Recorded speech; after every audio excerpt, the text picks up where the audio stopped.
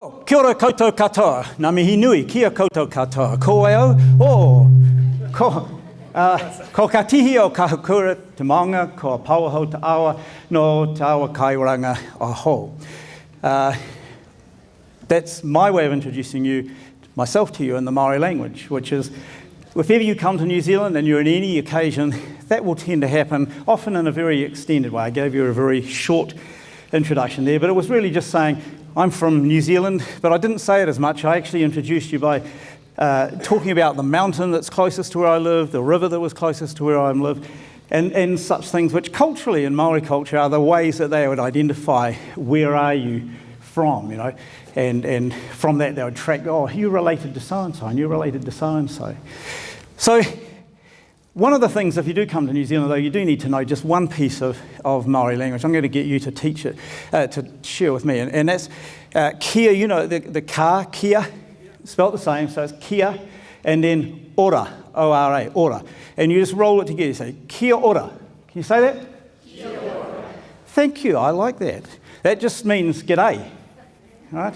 Or literally in Māori it means good health. You're wishing the very best for someone else. But if you go around, you'll often find people, you'll wander into a school, someone, and they'll say, oh, kia ora.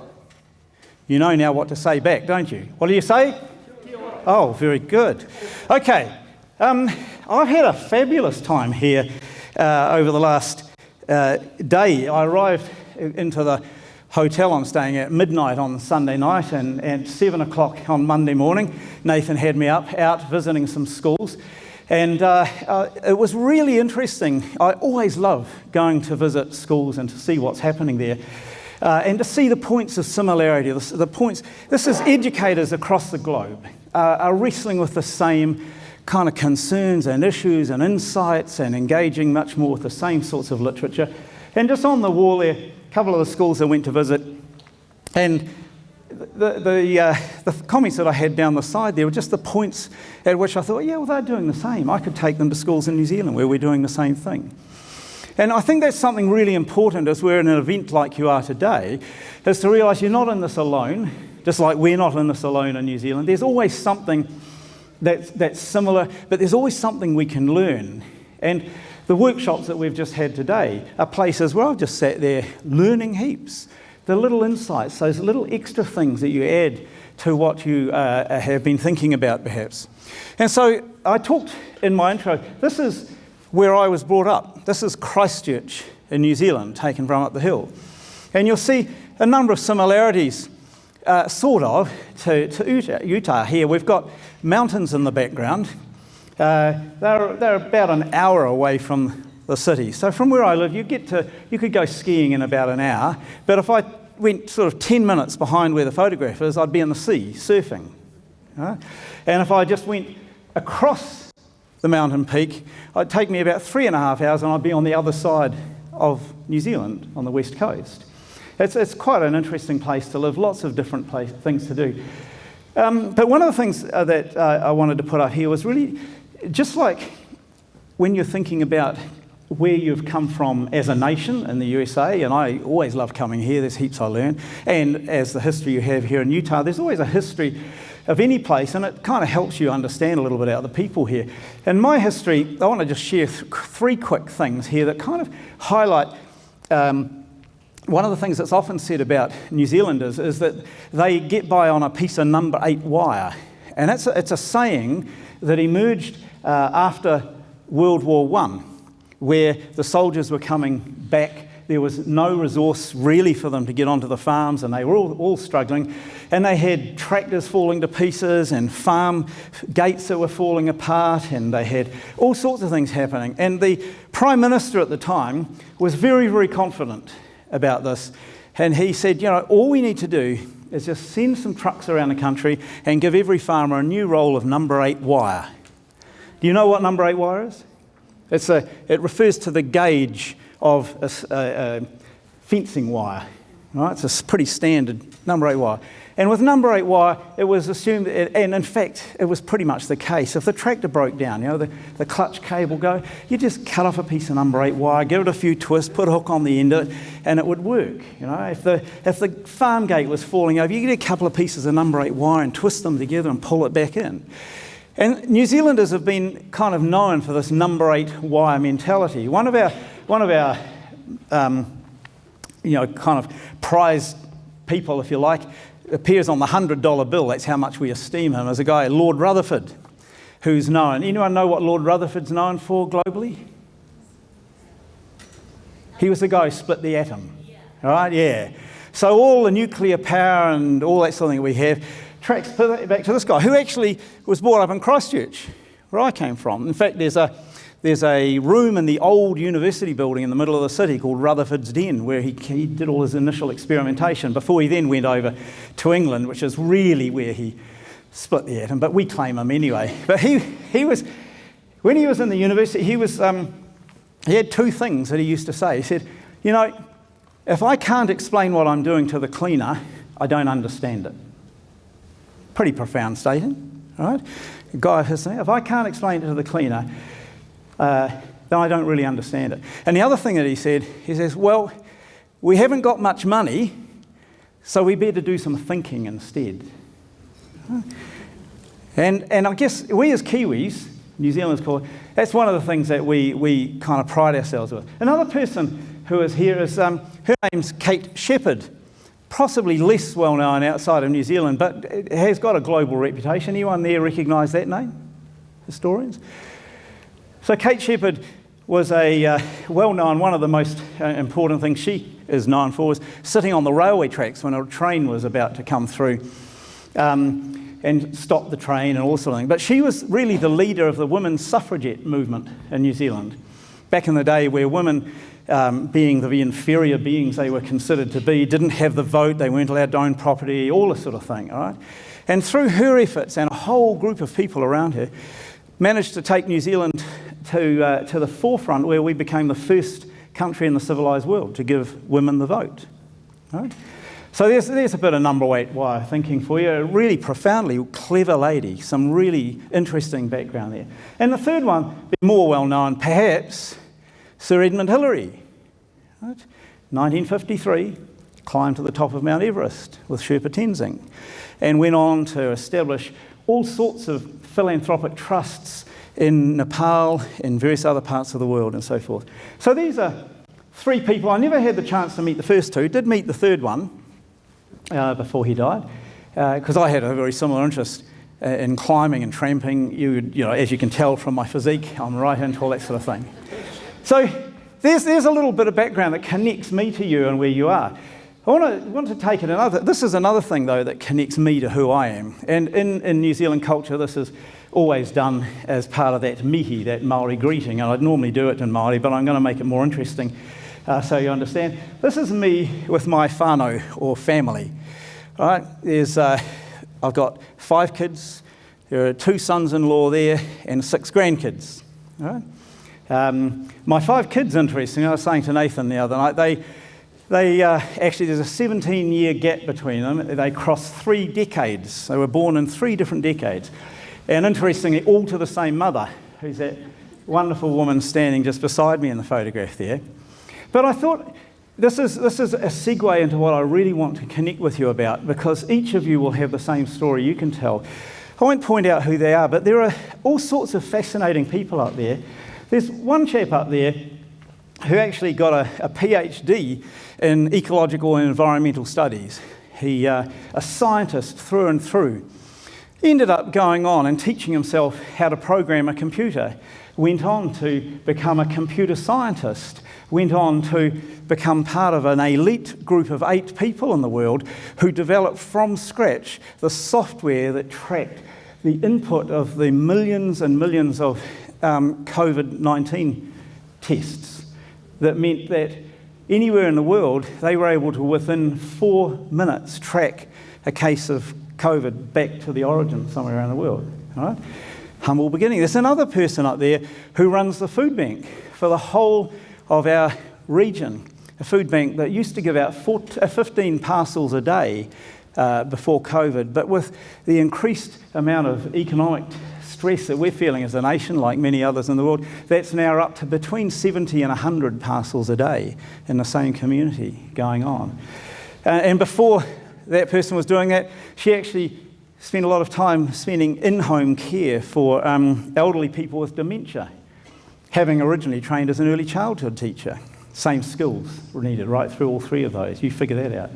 There's another person up there who runs or is involved in running one of the largest distribution networks, distribution hubs across the whole of the South Island for all the goods and services that come through. It's a major, not quite in the sort of a Walmart category, but it's New Zealand's equivalent of Walmart. We call it the warehouse, to just be a very original. There's another person up here who is self-employed as a graphic designer, who is responsible, just recently painted a 100-metre mural in Wellington for the City Council. But does all sorts of other graphic design work, owns her own business. And interestingly, all of these people have got an interesting school story, because the graphic designer got an F at school for art and design, right? But graduated with a distinction in her master's degree, and was actually cheered across the stage by the staff of the university for being only the second person in the university's history to have had 100% grade on her final thesis. Right? There's another person up there who spent some time in Chile, very fluent in Spanish, came back and started working for the police on their 111 call, and who at 19 on their 111 switchboard on her third day in the work was taking calls, this is quite emotional for me really, taking calls from men, and it was men, who were on the floor having just been shot by gunmen in the mosque in Christchurch. These are people with remarkable experiences, life stories that have prepared them and taken them through to the point that they are now. There are, as I said, there are at least 3 Spanish speakers up there. There are at least 5 Maori speakers. There are a family who's very involved in their Pacifica community, and on I could go. The question you see is, that I ask myself, what prepared those people for the life that they live, for the things that they're doing, particularly given that at least 5 of them never completed high school? I take responsibility for that. 4 of them of my own kids. And their interests were so diverse, and their interest in what they really wanted to pursue was so unique, I guess, and individual, that they just weren't a fit for school.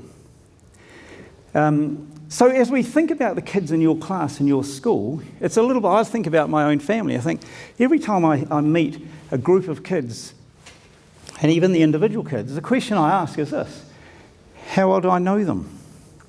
How do I know them? I mean, I've heard at least 3 or 4 people talk about, we're past the one-size-fits-all paradigm. But I tell you what, no matter how far we have pushed ourselves, and I've seen some examples of some really good practice since I've been here, and the same in New Zealand, no matter how far we push ourselves, fact is, the fact that we still continue with a thing called a school is a demonstration that we're locked into the mindset of the industrial age. Right? That's what they were set up for. And they were set up to batch serve kids through. I was talking with Jen the other night and said, in New Zealand, one of the things that we pride ourselves in is that kids can just start school pretty much any time they like, most of them on their 5th birthday. We don't batch kids in to school by age, because that's done as a convenience for teachers, because it's harder to control kids, isn't it? And look after them as a group if they come in on their birthday. Well, hello. Coming in on their birthday forces you to get to know them as an individual and map their individual pathway. Right? You have a lottery system here, don't you? Do you have can you go into a dairy and buy the lottery tickets that you can get an instant win of scratching it? No. You don't? It's illegal here? I wish it was illegal where I was. I do, seriously. But watch this ad. It was an advertisement for one of those things. All right? Makes an interesting point.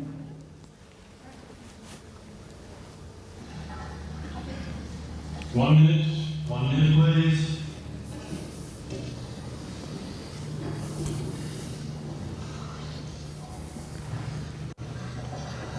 Time, thank you. Would you all please put down your pens and bring your papers to the front of the room? Thank you. Well done. Thank you. Thank you. Thank you.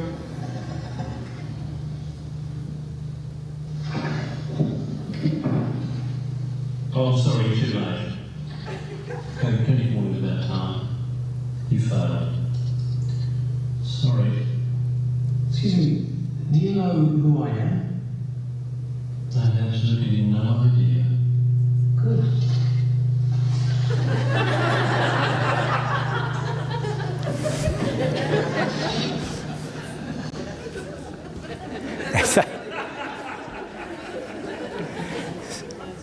Good for a giggle, but you know, the sad thing is I went through high school last century, admittedly, but I pretty much felt like that. Right? And I thought things would be different for my kids. But I remember going to a parent-teacher interview for my daughter, who admittedly we'd only been in the school for 6 months. We'd shifted city and she was in the 6 months. And the teacher started talking to us all about this young woman. And about 5 minutes I thought, are you talking about my daughter? Who are you talking about here? And she said, oh no, I'm looking at the wrong person. Yeah. So there are still experiences like that kind of remind me that although we can have a good laugh at that, there's something about the intentionality that we need to bring our A game to this whole idea if we're going to be talking about learner agency. There's a really good Australian author that I've followed, Kath Murdoch. You may have read some of her books. She's really good. And she makes this comment here. Good teachers know that their job is all about relationships. If we want our kids to ask questions, to show a passion for their subjects, to engage in the concepts we bring to them, we need to do more than simply tell them, pay attention. And she goes on to say, getting to know our students really are as people is surely a responsibility that comes with a privilege that we have as teaching them. And so that's where I want to really narrow in. If we're going to start talking about agency, it starts with knowing our students. And it's really interesting. I've spent 50 years in education now, and pretty much I could guarantee that in any school that I'd visit, I'd ask the question, how well do you know your kids?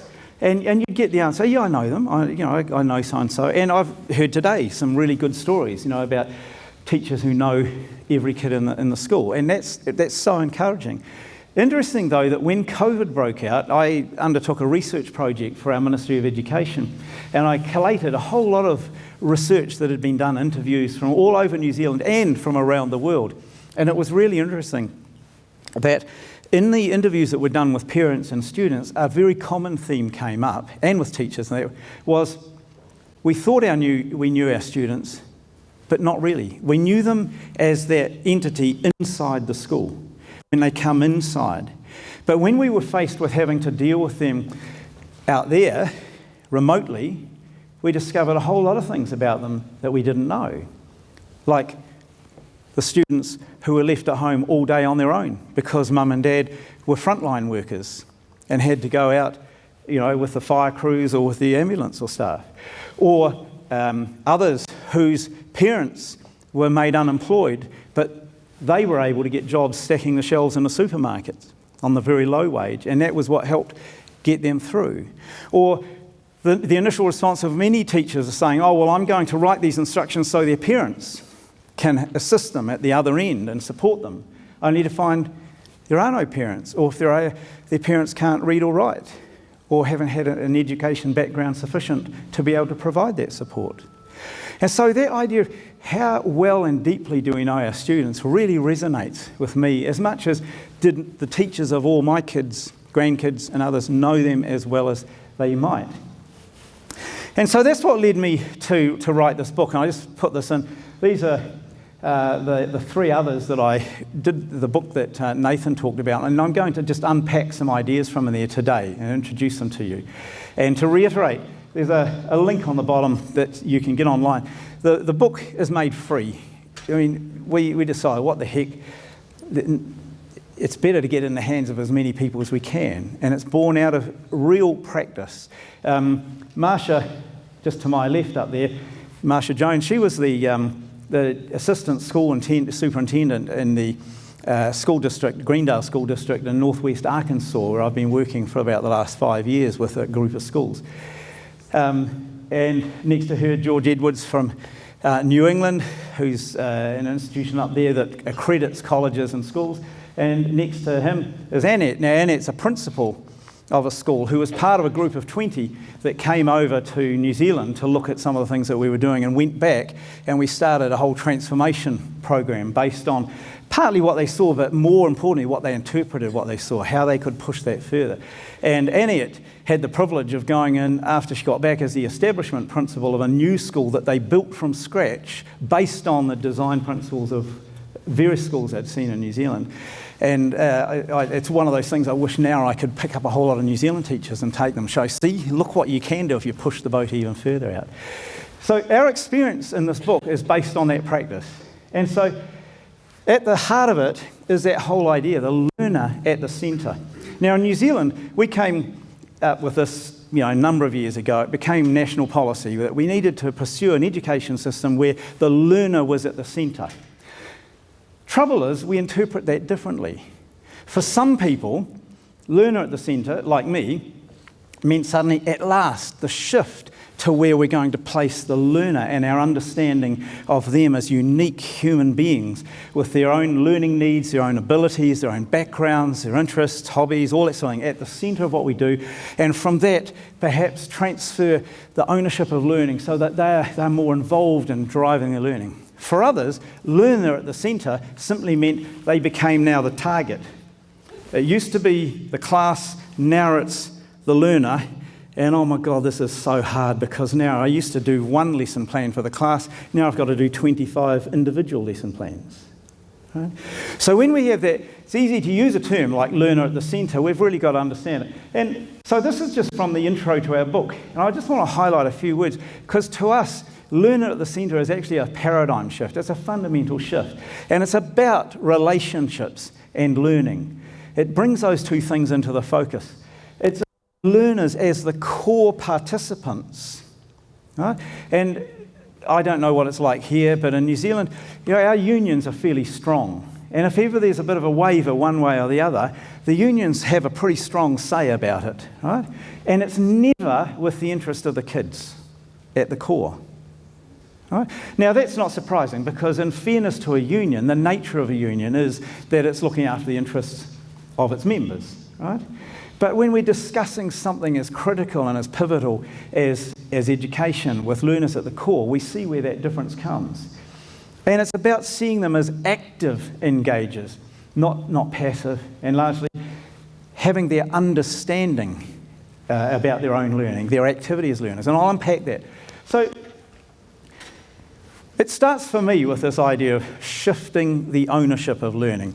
And I heard in both workshops I went today, I actually heard the phrase, people talked about students owning their own learning. But do we really understand what we mean about that?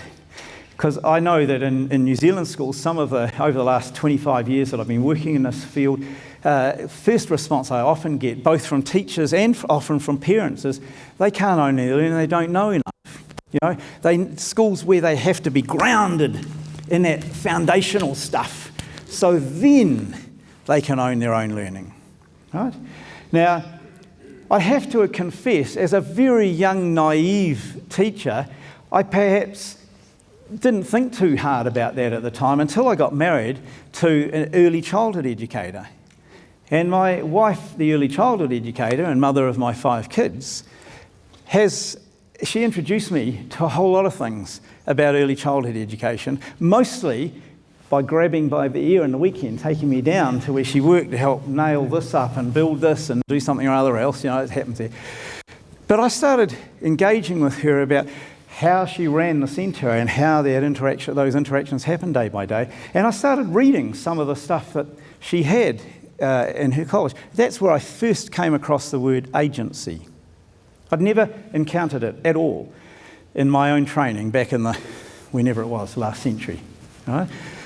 But it was everywhere in this early childhood literature, which really interests me because often when I'm talking about agency, I'll get elementary teachers come up to me and say, oh, it's great, this what you're saying, Derek, I really can climb on board with that. That's really good. But of course, we could never do anything in the elementary. It's great for secondary, but elementary, I don't think we can shift the ownership of learning. I say, come with me and see an early childhood centre and see this being played out day by day. This is fundamentally a change in what's happening up here. And the questions that I ask here are those three. Who makes the decisions about learning currently? In the masterclass tomorrow, I'm going to sort of unpack a little bit of this more in detail, because it's when you start grasping with some of these questions, you realise, whoa, teachers do a lot of this. Even with all due respect, today, some of the workshop sessions, I've heard the language being used of, and then I assign where they are on the rubric.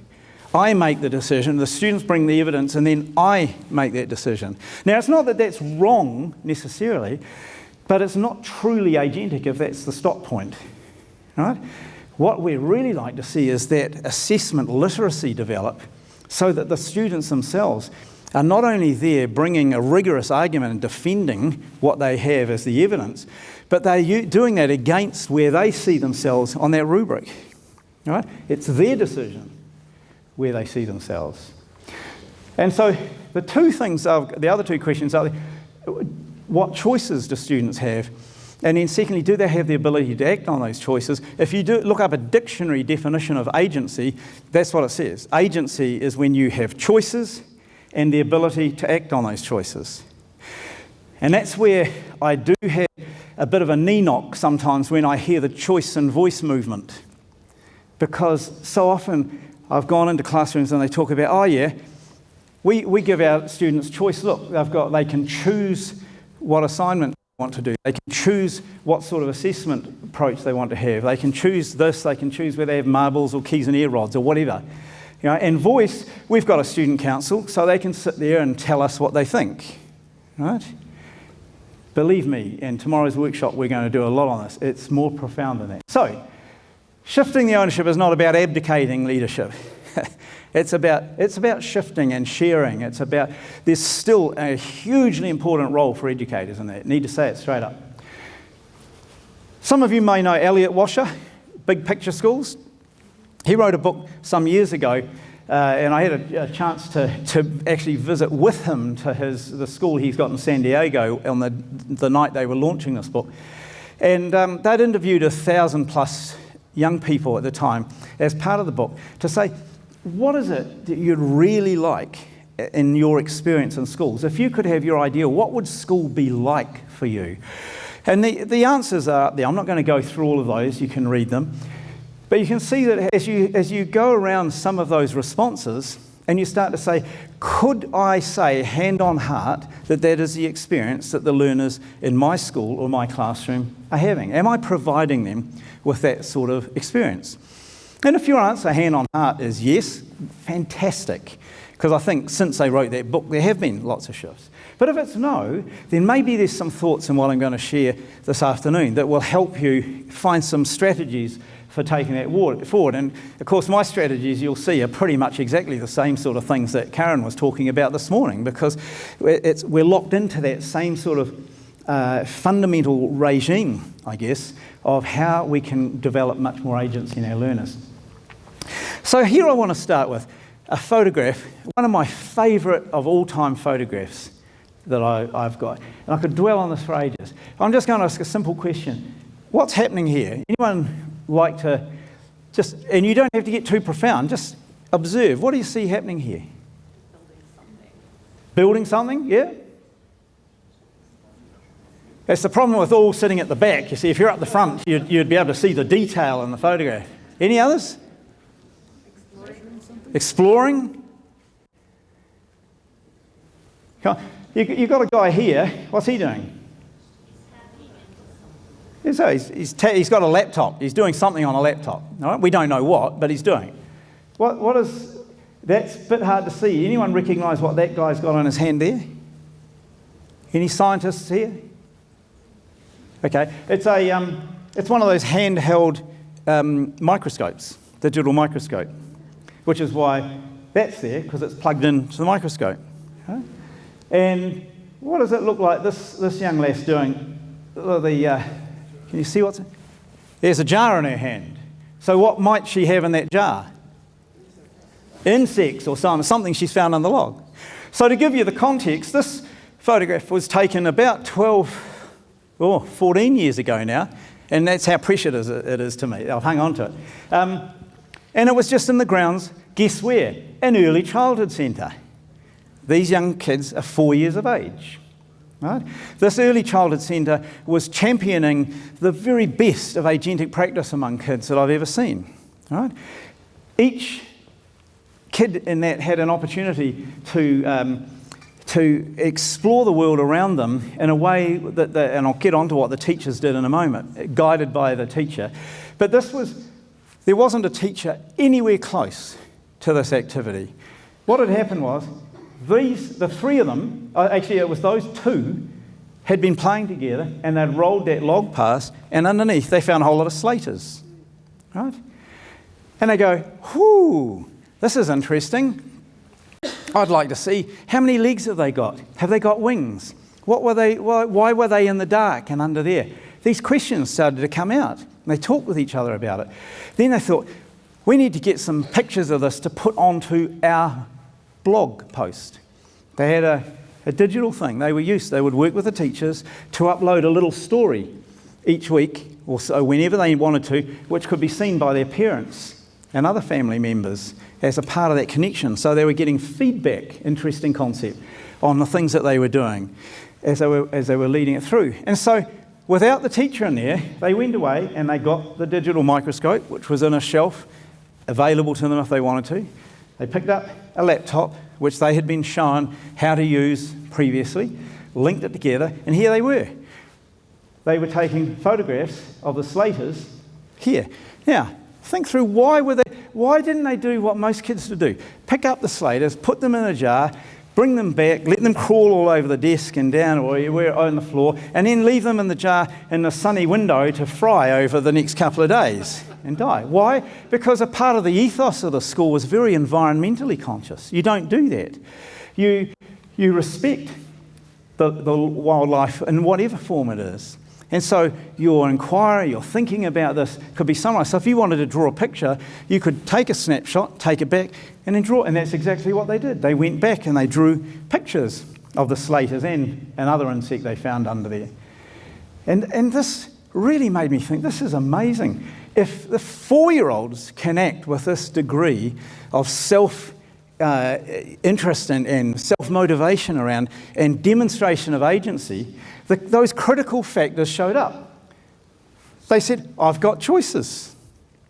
I had choices about rolling the thing back, what I did when I found those things under there, what I used to bring that information back.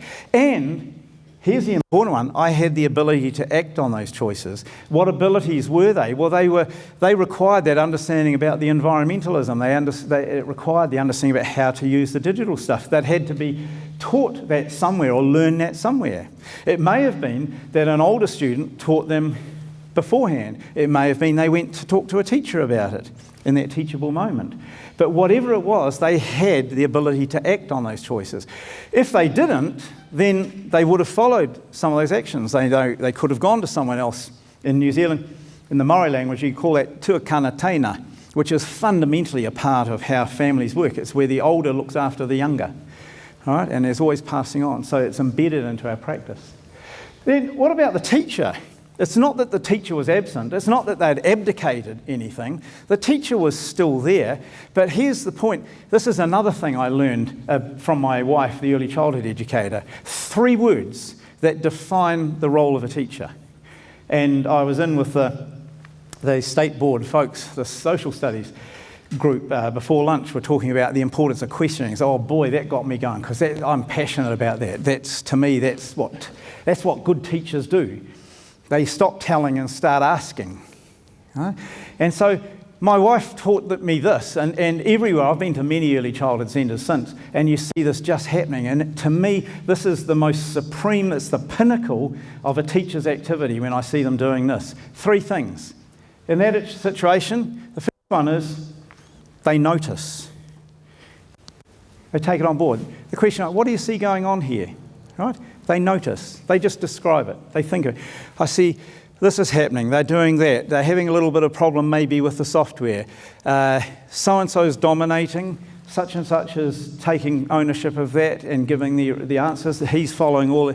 They notice every detail about that. They're soaking it in and noticing. Right? Maybe in their minds they're also linking it to the in-depth knowledge they've got about the kids because they know their learners. They say, oh, I noticed that she's really at home with this stuff and allowing the insects to crawl all over her. And that aligns because I knew from some of the stuff that we've had fed back from mum and dad that she's really into animals and has this penchant for nature and caring for things, right? And so you link it all together. So that's the first thing. They notice. What do they do next? Stephen's like, right, kids, I'm going to explain all this to you. No. They recognise. So the first parts are very just taking it all in. But the next part is recognising. And you're recognising that now this is the skill of teachers, to have those progressions in their mindsets, their understanding about developmental stages, their understanding about curriculum requirements, and understanding that, I recognise here is an opportunity to have a conversation, a learning conversation about environmentalism, or about the importance of, or how we use that software, for example, or about the collaboration required to do 3 things, because there's 3 separate activities there. No one individual is going to be able to cope with that very well, right? And recognise that I can actually feed back on how well they've been collaborating. There's a whole range of things that you could do there. And the last thing then they do is still not jumping and saying, I'm going to tell you all about it, but the word here is respond. You make a decision, an informed decision. How am I going to respond to that? And the usual thing is by asking more questions that will take it deeper and make it more rich. And for me, it's one of those things that transformed the way I thought about the work I do with those 3 things. Going into a situation, watching what was happening. I used to be very involved with scouting for a long, long time. And often I do that with the scouts, you're getting them to pitch a tent. And I mean, I've done that hundreds of times on tramping camps. And the temptation is always to go, move aside, I'll show you how to do this. Right? But no, hang on, notice what's happening. They've got one of the old tents and the floors are there, which means it doesn't stretch that way. Or notice so-and-so's dominating, or he's not doing so. Okay, recognise now what's happening here, and then choose how to respond in a way that's going to make it a learning experience for all those kids. So let's move on to one other thing, and then I want to just show you 2 case studies. And this is this. Often I get thrown back at me by teachers and by parents, for that matter, and also, I'd have to say, from some folks in our Ministry of Education who say, this is, and they're still caught up in the abdication, this is all about just giving kids, and it's the choice voice group who use those words without a substantive understanding. It's almost like we're letting them run wild, It's that free-range learner idea. Let's let them go, right? And haven't we all seen examples of that? And for some teachers, they're also very threatened about that. And I acknowledged some of the wise words from people I heard today talking about how they work alongside colleagues. And you've got your instructional coaches. We don't have those in New Zealand. It's every man and woman for themselves. You've got to cope with it and see how you get on. But you've got a good tradition there to actually get in behind and say, okay, this is not about free range. It's coming back to the title of our book. It's agency by design. We've just got to rethink and in fact step up in terms of our responsibility as teachers and the skills and the roles that we have. And we need to do this in 3 things. Firstly, understand that agency is about developing within individual learners the capacity to take responsibility for themselves. All right? It's all very well saying, you can go anywhere out in the playground, just play where you like, do what you like, all that sort of stuff. Right? But actually, if there's an uncovered swimming pool there, or a gap in the fence through to a nettle patch, or on and on and on, there's all sorts of things that, on the one hand, as an educator, you might take responsibility and say, okay, we're going to fence that off so that we actually minimise and mitigate the risk. But there comes a point also where you need to say, see, water, no oxygen, drown, dead. Right? There's a kind of lesson in all of that. Just like our kids when they've played with matches, match, light, match, light, hurt. Don't do that. You've got to take responsibility. And so as kids grow and grow and grow, this is the setting the ground rules to say, look, agency does allow you to have an incredible kind of increasing amount of freedom and flexibility in the way that you do, and exercise of choice. But sometimes those choices bring you to the brink of a moral or ethical dilemma that might put you in the way of harm, might put you in the way of doing damage to yourself that's long-lasting. Right? And so taking responsibility for self is important. New Zealand has a curriculum that's been around since 2003 now, which is entirely competency-based. There are 5 key competencies. They are at the front of our curriculum. Further on in the document, each of the subject or content areas is broken down in much the way a normal curriculum is, in terms of the content areas. But the thing that drives it is the competencies. One of those key competencies is managing self. Right?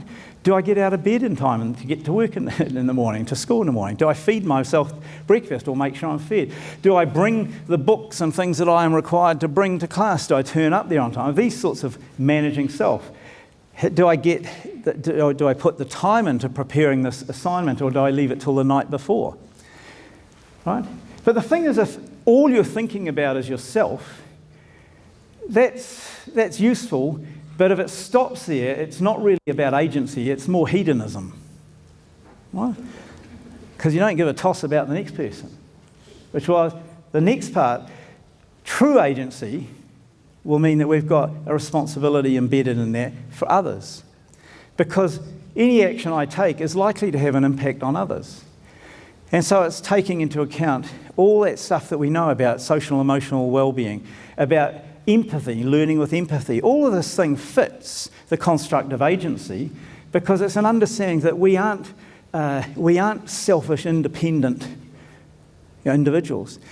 My third daughter, you will see her in the photograph, actually holds 6 New Zealand records in her age group for athletics in the disability games. But she was born with spina bifida. It's been a real challenge for our family because it changes everything. You can't just go, in the car, kids, we're off. Right? It takes at least an hour to prepare and think about that and how are we got all the gear for her. That's fine. It's the most wonderful thing that's ever happened to our family, because the rest of my kids and now all the grandkids understand intimately what it means to engage with and work with someone who has a disability, who doesn't have the same abilities as they do. Right? That's that empathy factor. They'll defend her to the hilt. And that responsibility for others is the sort of thing where we say, oh, we're going to make collaboration a really big thing, and then it all falls apart. Why? Because we haven't built those building blocks that are required. Right? This is the guess what's in the teacher's head moment. Anyone like to take a guess what the third area of responsibility might be? It's afternoon. Look at that. It's the responsibility for the environment we share, right? Because at the end of the day, we can go off and decide that we're going to ride our motorbikes up into the bush trails somewhere, or, as happened in New Zealand recently, down on the beach, and rip it up all over the place, and in so doing, absolutely wipe out the nesting area of a particular species of bird. Right? Or take it right back to your home. How many of you have ever been found guilty of either asking or being responsible for that question, who didn't empty the dishwasher? Right? Or in the classroom, you get there in the morning and go, oh, we finished last period with art. Who didn't wash the brushes? You know? It's from that macro, the micro right through to macro, this whole idea that we don't live separately from the place that we live in. And when I think about the future and my grandkids, it's not a particularly bright future for them if we don't do something urgently about the environment that my generation particularly has been just exploiting. Our whole economic system is based around extracting stuff from the limited resources on the earth, just so that the wealthy can get more wealthy and we can enjoy the opulent lifestyles we have and so on. Right? But there's a point at which even that's going to give up on us. So where do we take, that's the macro level kind of conversation. Really important to have that. So in our book, we developed this framework, and I've got 2 stories to tell you.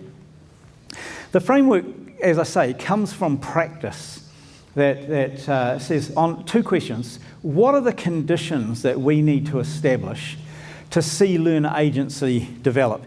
And I could probably have collected heaps of illustrations from what I've seen already, and I'm looking forward to some visits later in the week from schools here about the people who have deliberately taken action to develop the conditions in their school. And you'll see, you're okay up the front here, but for the people at the back, the things up down here, the conditions, I've got things like, how do we set the conditions for motivation and engagement? Big issue in New Zealand after COVID, when kids could stay at home, a lot of kids said, this ain't bad. I'm not going back to school. Right? In some of our remote areas in Northland on the east coast, where we've got very high Maori populations, we've still got over 60% of kids not attending school regularly. The average across the whole of New Zealand at the moment, the latest statistic I checked just before I came, was around about 40% of students not going back to school regularly. One of the schools I visited yesterday were very proud because they'd been putting a lot of effort in. They said they are up at around 90% engagement, regularly attending. There's only that small group that aren't. But that's one of the primary. You can't have agentic learners if they're not there. And if they're not engaged, right? Pretty hard. Coming down, so the support and supervision, that whole, what do we do? What are all the things we need to do to make sure that is adequate? Measuring success. There's another Keynote plus 25 masterclasses for me. How do we design the learning environment? What about our thoughts about curriculum? What does that look like? How to allow students to become much more contributing? The acts of teaching.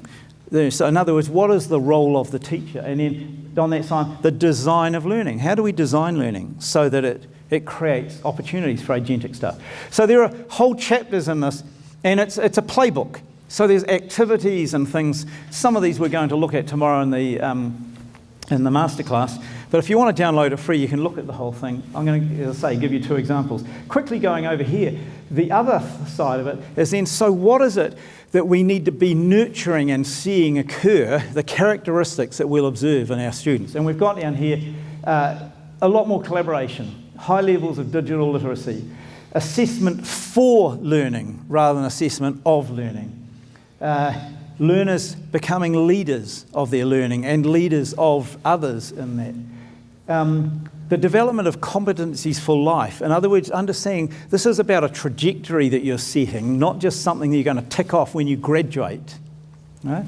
The whole idea of learner-driven learning, and then this one of my favourites is developing assessment capability, developing assessment literacy, if you like, in our learning. So, let's think about the first case study is going to home in on, I've just circled or put a square around some here, the measuring success, the design of learning, assessment capability, learner-driven learning, and assessment for learning. It touches on these things. And so I want to take you into a school that's in Auckland.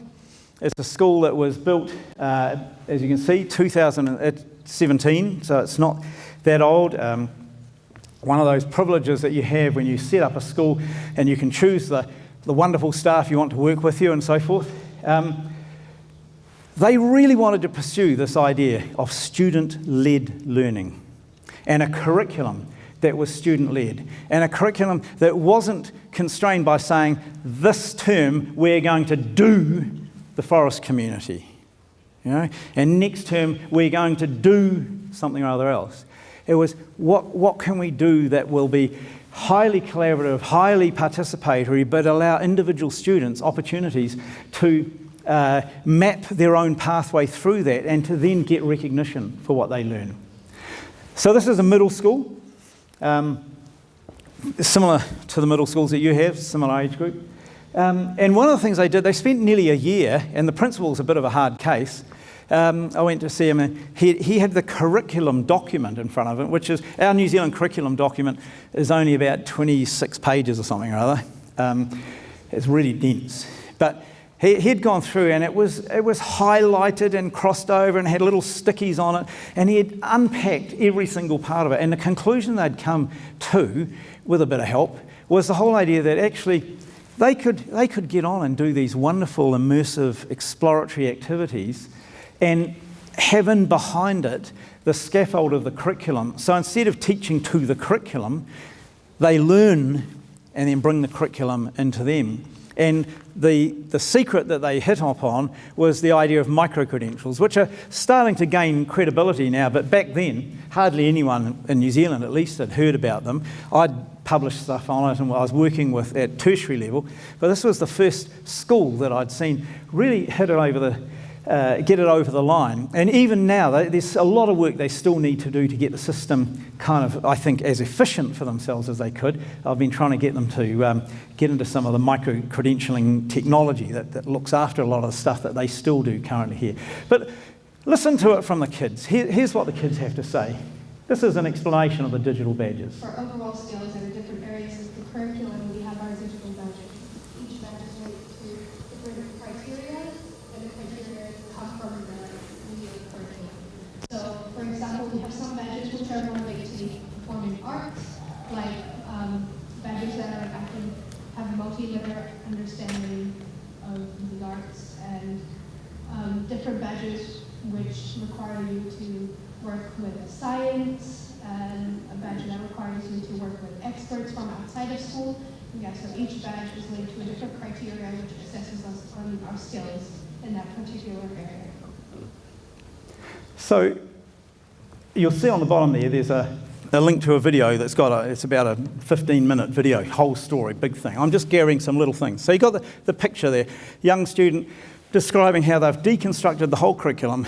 They do these big immersive activities, but they can identify the success that they're having and bring that as evidence to earn a badge. Here's what how they collect that evidence. So at the start I was not very good at it, and I was only able to get emerging or effective, but now I've recognized how to collect different evidence from different things and how I can use multiple things that relate to the criteria to get entire badges and events. Now in my pitch, I have photos and videos of things that I've done that relate to the badge. So I stand up next to a TV, and then I have a slideshow or something that I can show my evidence on, and I talk to the photos. And then after that, my lab have a discussion on what level they think I go. So 2 or 3 things that just go there. He referred to, right at the end there, he referred to as MAC. They don't have teachers. They don't have facilitators. They have a MAC. And each MAC is assigned to, in pairs of MACs usually, to a group of teachers. And M stands for mentor, advisor, and coach, MAC. And they're very deliberate about the language, and they're very deliberate about what each of those things mean, and they actually pass those skills on to the kids. So the kids start to exercise those skills in that tuakana taina relationship. The other thing that you saw there, which I delight in, he says, and I've learned that I can bring several different things as evidence to what I'm doing. So it's not, I'm just going to write the essay and the essay will be the evidence. It's a bigger issue than that in terms of some of this competency development. And so they might bring multiple pieces of evidence, multiple artefacts. And then after they've collected the evidence... So when you pitch, your teacher might say, oh, you're just starting off and you can get an emerging badge. And then next term, when you've done some more learning, you want to come back to that badge and say, since then I've learned this, this, and this, and this is why I should get the highest level.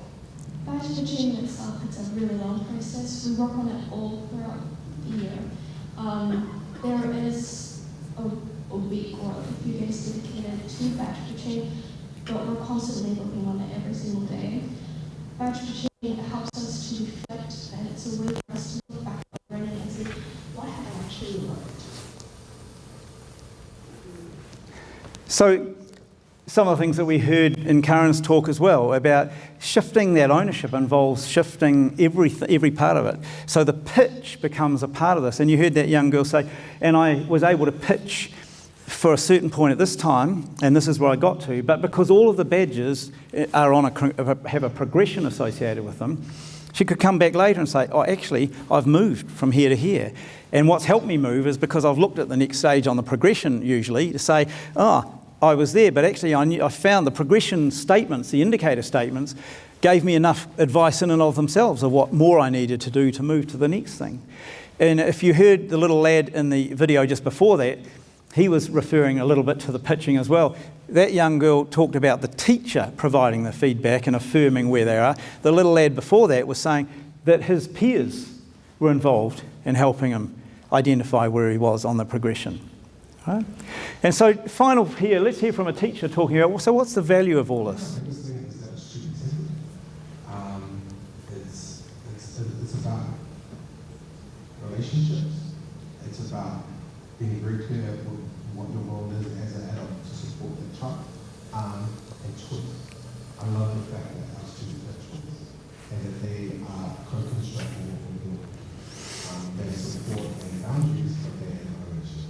If someone said to me, what is special about OJC? One, it would be relationships, and that they're genuine and that they're providing time to work.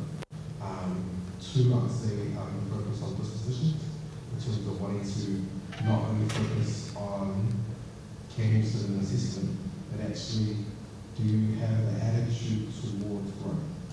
And the last one would be StudeMakers. Students are given opportunities to drive their learning and to be a part of it. Not just as people getting on the bus and getting a ticket, but actually becoming learner drivers. Yeah. Becoming learner drivers, don't you love it? So that's an insight into that school, and I really haven't done it justice, but if you do want to, you can look at the whole video, which will give you even more of an idea and an insight. But it's just one of those ways which I've seen and heard, small steps already being taken in this context along those lines. The second story I wanted to tell you was one that highlights some slightly different ones: the learners as leaders, the learner-driven learning, assessment capability, and a whole lot of stuff over here about the curriculum and teaching and so forth. And this school is Albany Senior High School, and I've got a particular attachment here. This is New Zealand's first senior secondary school, so it's the last 3 years of secondary. It was the first school that we built like this, and I had the real privilege of being asked by a ministry if I'd go up as the kind of senior advisor to the whole thing and start with the establishment board to vision what we wanted to happen and what it would be like. We did the whole 9 yards of, what is future-focused learning, what do we really want for learners, built all this sort of stuff up. And we ended up with a brand new building, very kind of open, interconnected spaces, no classrooms at all anywhere in the spaces, but there were rooms that you could withdraw to if you needed to for smaller groups, lots of glass in between them, all sorts of things that they have experimented with. And agency, right from the start, was at the heart of their vision. They said, we're going to see some changes, we'll do this, but one of the things we want to do is be agentic. Allow our students to be agentic. And I'll preempt one of the little video clips I'm going to show, because one of the things that happened as we worked it through and through, started with the principal, worked out to the senior team, and then to the whole staff. I had the privilege of working with them for a term, like a 10-week period before the school actually got up and running. And they had buried themselves in the research and the evidence and what was being said about student-driven learning and about competency-based learning and also problem-based learning. And they were determined this is what they wanted for their school. And they came to a point that they needed to advertise then a prospectus about what was going to happen so that they could get enrolments coming in. And so I went to see them with only about 8 weeks left to go, and they showed me their prospectus. And I sat there and I said, this looks just like the school that I went to. And I said, what have you done to the timetable? And they said, well, we had to because, parents will want to see when their kids are in science and art and music, blah, blah, blah. And I said, back to the drawing board, bud, because if you're going to have a timetable that just looks like the one at the high school I went to, you're not going to succeed in all the aspirations you have for your kids. To their credit, they went back to the drawing board and they did some amazing stuff. And what I'm particularly proud about is ever since 2009, they haven't veered from it. They've had a change of principal, they've had a change of staff, they've had changes in the community, but the fundamental vision has stayed because they have been so anchored in the vision and the framework and the values that they set around it.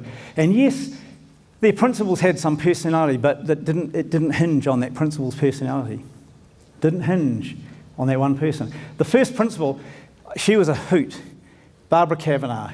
I think she actually got a New Year's Honours. She's an amazing lady. My privilege to work alongside her. This is what she said right from the very beginning.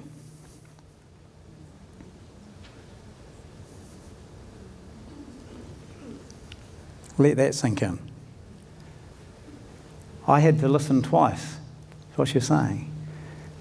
Our schools, our system, is focused on, parents expect their kids to go and learn and to be tested and be graded and be reported about how clever they are. And we have assemblies where we put kids up on a ranking, first in this, second in that, right? Where our system encourages that. But Barbara, right from the start, said, not having a bar of that. Because it's not about how clever you are, it's about how you are clever. And the kids at this school are remarkable. The new principal, the latest principal, and they seem to have a thing going with glasses, but Claire is the newest principal. Listen to what she has to say. For me, agency has always been at the heart of the purpose of education for our young people that live in the 21st century. I've always thought it's really important that we are not just about teaching a prescribed curriculum of subjects and knowledge and information that of course has its place and is incredibly important. We actually want to develop competencies and we want to produce young people who are equipped to be lifelong learners, who are equipped to see that they have the skills and the competencies and the strategies. Like that old saying of being able to learn and unlearn and relearn. We know that we are living in complex times. We know that we're no longer sending young people out into a world where they have one career that they're not stepping their way through. We know that they're going to experience, varied and fluid career paths. And at the heart of that, they're going to need to know how to adapt and be a learner. So I want our young people to leave here seeing themselves as being agentic, seeing themselves as being capable of learning new skills when they need to.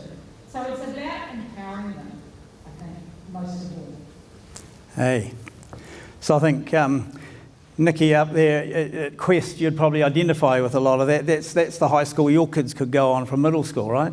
The vision. The interesting thing, look how she owned that vision. But she is the principal that's come in later. But it hasn't changed from that vision. And it's a vision about what those kids need to be into their future. It's one of those things that's passion-led. And I just put up a few sort of comments there. they've really tapped into. They said if we are really about student-driven learning or learner-driven learning, it's about being driven by their passions. And that was at the heart of the conversation about timetable. And you know, I said they went back to the drawing board. Here's what they came up with. So this is what their week looks like. They've got 2 periods in here that, the white period, subject 1, 2, 3, 4, 5, all that sort of thing. Students get a chance to go to their subject area twice a week. That's it. Most other schools have at least 4 times a week. They said, nah, we can do it in twice a week and build this up. They've got a whole period each Tuesday and Wednesday morning when they're in their tutorial classes, which are like big family times. And they do social emotional learning, they're learning how to learn, they look at topical issues, they delve down into learning, individual learning pathways, mapping strategies, pulling assessments together. That's where they do all that sort of stuff. And here's the thing that they did. They said Wednesday is a non-negotiable. No classes, no timetable, you come along, and that's how they've called it Impact Day. And students there are involved in major projects that they initiate. And they've changed things a little bit from time to time. The last time I was up there, I was on the day where they were about to start the next round of these things, and it was amazing because it was like a science fair. You had the whole, around the school were all these booths and bays, and there were students and teachers making a pitch to get others to join them for an idea they had for an area of study, a thing to do. Whether it was building robots, through to creating art pieces for public display, through to doing a whole lot of cooking stuff that would be entered into a prize draw for something that was happening locally, or whether it was programming computers. This is one that wasn't part of that, but early on, a group of boys made a pitch to program computers for digital signage around a school before digital signage was really a thing that you couldn't go out and buy it from a thing. And these guys actually got that going, invented it. The school put it around their school. And when they left school, they didn't go to university. They were straight into starting a company that now sells digital signage to other schools. And it was all done on this. So they run these impact days, maybe 6, 8, 10 weeks. So it varies a little. And you got no problem with motivation and engagement, right? The kids, you can see there, it starts at 8:50 is their sort of time that they've got there. In fact, their school's open a little bit before that, right? But you've got kids turning up at 7 a.m. and not leaving until very late at night often because they are absolutely immersed in this and helping each other solve problems. And sometimes the kids over here doing the art project are over here from the kids who are doing the baking stuff saying, hey, do you want us to give you a hand to do all your posters to advertise what you've got when you come to sales day? It's amazing stuff. The interesting thing is a lot of educators look at this, and my Ministry of Education colleagues do the same. They say, what a mess. How on earth are those kids going to have any success in terms of the national requirements, the NCEA, which is our National Certificate in Education Achievement. You need so many credits to get through to get into university and so forth. Well, guess what? Ever since the school opened, they were open for 3 years. They had to wait for their 3rd year before they had graduates from the year 12, 13, year 11, 12, 13 in New Zealand terms. So from that 3rd year till now, every year, guess what? They've had the highest level of merit and excellence awards of any of the schools in the surrounding area, which are among the highest performing schools in New Zealand. And they do that with just 2 periods on their subject and these wacky impact days. Here's how they hold it together. Oop. Oh, come on, Christina, talk to me. If I think about the 4 principles of impact projects that guide the progression of the project, it's looking at, firstly, like I said, student agency. It has to be owned by the students, and it stems from an area that they like to explore. But it also has substantial learning outside classroom. So what is it that they learn that they can't learn through math and English and Spanish and psychology? Another principle of the impact project is they have to contribute and participate to a community. So there's the element of making an impact in somebody else's life. Those communities often are virtual communities. They could be the communities close to our soul. It could be a special community. Sometimes communities are within the school. So there's the element of participating and giving something to somebody. And the quality product is the fourth principle of impact project, and that is, it comes with the idea that at the end of a project, you've got to have something that you are proud of, that you've crafted and worked at a deeper level to be able to have a quality outcome. I mean, sky's the limit because it is owned by the students. So whatever idea and curiosity they have, we allow it to grow within what we call hubs. I'm just going to cut that there because we've got just a couple of slides left to go, but you got the idea. And in the end, the thing is that they call it impact because that's what they're seeking to have. This is learning for impact. The purpose is not just that I know something now and learn it. The purpose is that it's going to make a difference. And if we can't get that instilled in our young people, I'm not sure, what the future is going to be for them. Because the world that we're leaving, I'm talking about my generation, needs a lot of fixing. And as Lord Rutherford once said, we ain't going to fix it with the same level of thinking that we had when we created the problem. I think he was quoting another very famous scientist at the time. But the problem is we have to be able to think outside the box, as they say. We've got to be able to move. And one of the things that does concern me, I go into many, many schools in New Zealand and I see people on this journey and they're starting to do project-based learning and the kids are engaged and they're happy and they're joyful and they're doing neat stuff and they're covered in paint and they get there early. But it's pointless stuff. I say, why are you doing this? What's the difference you're seeking to create? Are you just wanting to make more mess so your mother has to do more washing? What is the point?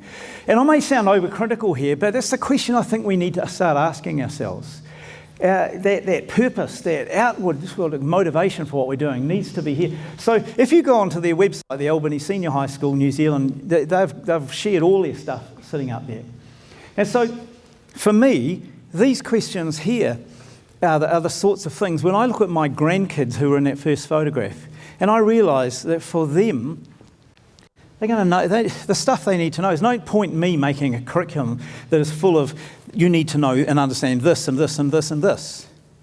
Because it's unlikely that anything that I describe is really going to be what's needed. Like my son-in-law, who got his PhD, he started his bachelor's degree as a standard science degree. Then he went on into a master's where he looked at how birds make sounds, thinking he was going to get into some sort of ornithology. Then he moved over into discussing how different plants protect themselves from insects and got us saying. Then he started working in the area of bringing together data to show how New Zealand's ecosystem is being impacted by humans. And he thought, this isn't a bad gig, this data stuff, which got him into the programming, and now he's working with a big company remotely, getting paid about 10 times the amount that I do, that's based in Sydney, just orchestrating a whole team of people. I think, where did he come with that? My other son-in-law started off in the 111 call centre, went up to manage it, did all this thing. But now he's in an elite group of the police who are actually doing all the strategic, future-focused policing reforms. Think, where did he learn all those skills? Where did that come? It's impact, it's all the stuff that are on those lists. You look at even things that some of these kids are definitely, some of you in this room are definitely going to need how to know how to clean up your electronic trail. I've sat in a number of boards who have been looking at recruiting people in the last 2 years, and interestingly to see how many of them go straight onto social media to do the background check on people. They say, no problem ethically with that because it's public and it's available. So if people want to share that about themselves, I'm looking. And if that person is out getting drunk with a wine bottle in their hand every Saturday, it's perhaps not going to fit with the culture of our company yet well, no matter how good their academic performance is. Now, we can argue back and forth the ethics and the morality of whether you should use that to make the choice. These are the things that are happening. In my day, it was all right. It was safe behind the bike sheds. We didn't have to worry about it. Right? But it's much more open now. But when you look at the list of things that I've got there, these are the big challenges that our young people are going to face. Our challenge as educators is, are the ways that we're interacting with them and modelling for them sufficiently educating them for this? Or are we kind of, oh no, that's not our business, they need to learn that at home, or they'll learn it when they get older. And so it's about redefining our why. I'm not going to do this with you now because we're out of time, but this is a question I'll often ask in workshops, is just to, with your elbow mate, or what if you had that opportunity to impart just one skill or attribute to your kids or grandkids, what would it be? And man, we've had some great dinner time discussions with friends around that one question. It gets really, really complex. But the thing is, we need to have those complex conversations, because if we don't, our teaching is going to continue to be pointless. And so, back to the book, you've heard me on that. There's my finishing thing. Dame Whina Cooper is a very, very famous Māori leader. She led the famous land march that started the whole turn of the century reforms and things. But she had this wonderful thing. She was passionate about the kids. She said she was 80 when she walked from Auckland to Wellington to protest about the land confiscations. And her whole thing, she said, I'm not doing it for me. I'm not even doing it for my kids. I'm doing it for my grandkids. And I'm going to read this out loud so it really sinks in. Take care of our children. Take care of what they hear. Take care of what they see. Take care of what they feel. For how the children grow, so will be the shape of Aotearoa, which is the Māori name for New Zealand. You could apply that to here. Right? And so, as the title of the book says, when we're thinking about agency, it's by design. We don't abdicate responsibility. We don't just assume that the kids are going to be able to take it all. We have to be in the driver's seat for creating the conditions and observing the characteristics. Nō reira, tēnā koutou, tēnā koutou, tēnā koutou katoa. Thank you.